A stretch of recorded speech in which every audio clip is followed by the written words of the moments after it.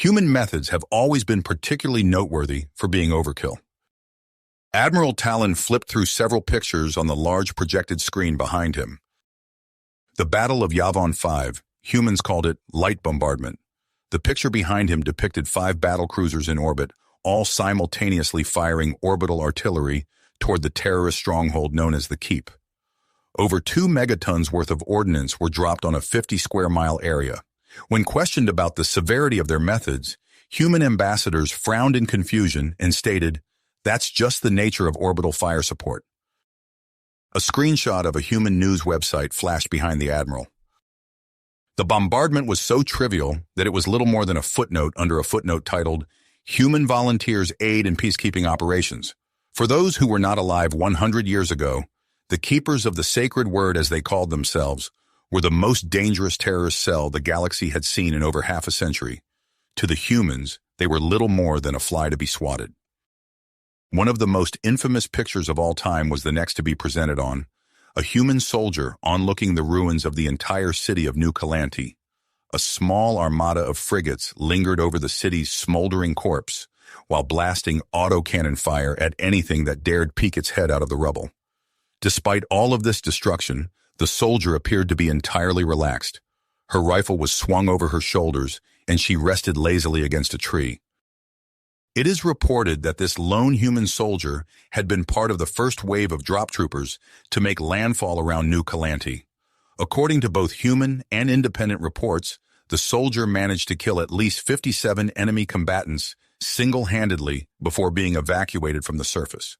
Shortly after this photo was taken, the entire city of New Calante, and everything within a 200-mile radius of it, was turned to glass by nuclear warheads. A picture of a human lawyer in court appeared on the screen. The Galactic Council tried to try the humans for war crimes. The human lawyer pointed out 2 things that were enough to get the trial dismissed immediately. 1, the Galactic Council themselves called upon humanity to deal with the Calantean issue. And second, several deadly viruses were released from the New Calante Biological Research Facility in an attempt to drive off human forces. The lawyer put it best, arguing that humanity was faced with the prospect of losing a city or losing an entire planet. We chose to destroy the city before it could destroy itself. Admiral Talon took a long drink of water before continuing. I'd like to remind all of you that humans glassed New Calante as a concession. Humans originally claimed that they planned on glassing the entire continent and quarantining every system in a 15 light-year radius to prevent the spread of whatever diseases the Calanteans had cooked up. Not even that plan was considered overkill to human command. It was at this moment the crowd began to rustle. One young officer even raised her hand to interject. After a quick nod of appreciation from Admiral Talon, the officer began. If 15 light-year quarantine wasn't considered overkill, the officer audibly gulped and faltered slightly. What was? Admiral Talon let out a chuckle as he changed the slide behind him. If only we knew. Once more the room fell into disarrayed whispers of disbelief. The Admiral looked around the room while still chuckling. Quarantine of 100 light-years was proposed as an extreme but reasonable course of action. Instead of mutterings, the room fell into a stunned silence. Sensing that he'd recaptured their attention fully, the Admiral continued. This exchange served as a warning to the galaxy at large that humanity would see taking ludicrous courses of action as perfectly sane and reasonable. Because of this, we ramped up our surveillance on human projects substantially in the following years, decades, and as of now, centuries. What we have revealed is certainly insane, but also incredibly revealing. The pictures changed rapidly and varied wildly in scope and scale. Photographs of diplomats, engineering projects, battle fleets, corporation logos, government insignia, backroom deals, the whole 9 yards. What you are about to be informed of is highly classified.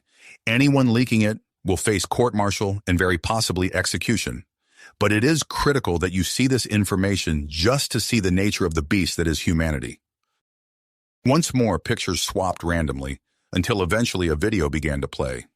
The dim lights in the gargantuan meeting hall darkened completely. What was being displayed on screen was nothing short of monumental. Subtitles displayed. A large grouping of human military assets is seen amassed near an anomalously large hypergate. The camera zooms and pans for a better view. The number of visible human warships is 11,127.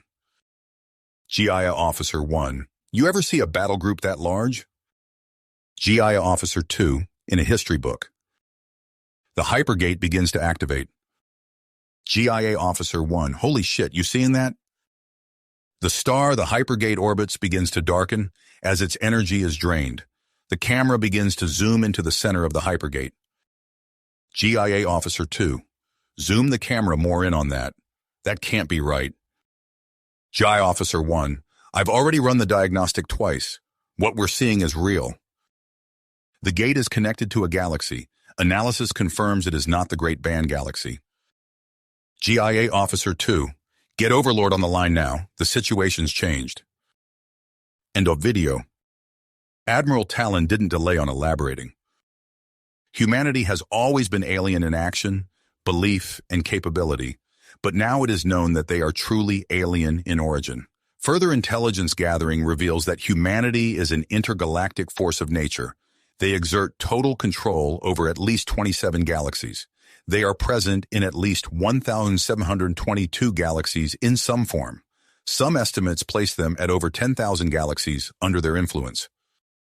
Picture after picture of galaxy, megastructure, superfleet, megacorporation, politician, and scientist flashed on the screen. There was so much information that several officers in the crowd were growing lightheaded. What we are dealing with is a Type 3 civilization 100-fold. To them, 1,000,000 stars is little more than a drop in the bucket. 100 light-year quarantine isn't even an inconvenience. It's just business as usual. The next slide that came on made everyone in the room, the Admiral included, wince. It was a map of the aptly named Great Rift of Althor.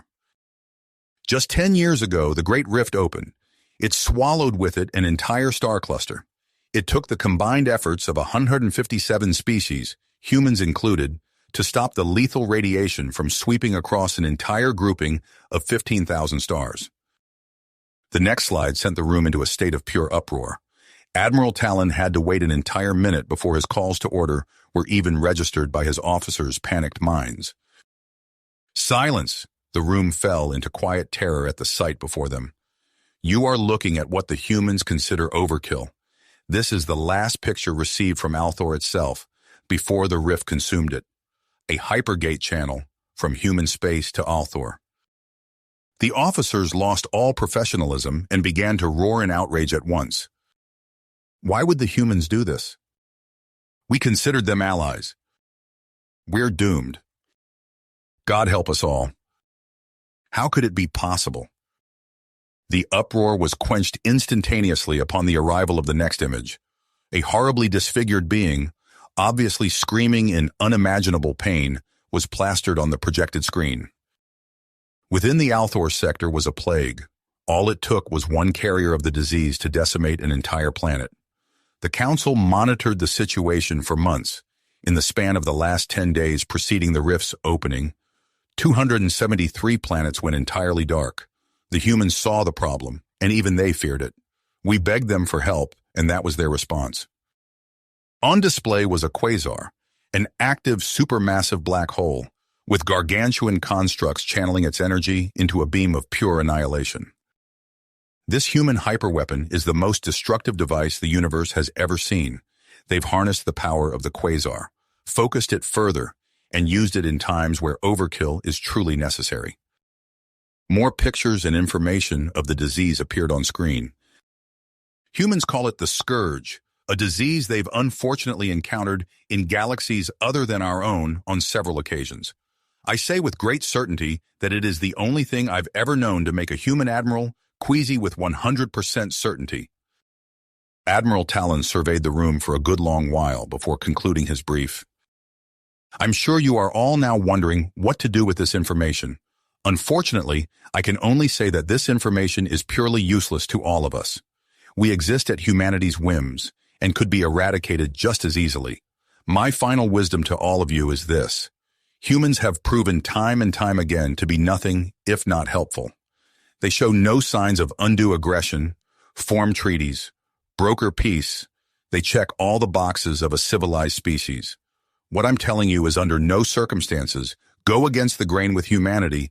They know best and have enough firepower to make us see or blind us with it should they see fit. Standard practice to them is apocalypse to us. Overkill to them is annihilation to the whole universe. What I'm telling you is, don't bring a cruiser to a quasar fight. In short, don't piss the humans off. You have reached the end of the story. If you enjoyed this story and want to support us, please leave a like and subscribe to our channel. And for every comment that says 88, I will heart every single one of them.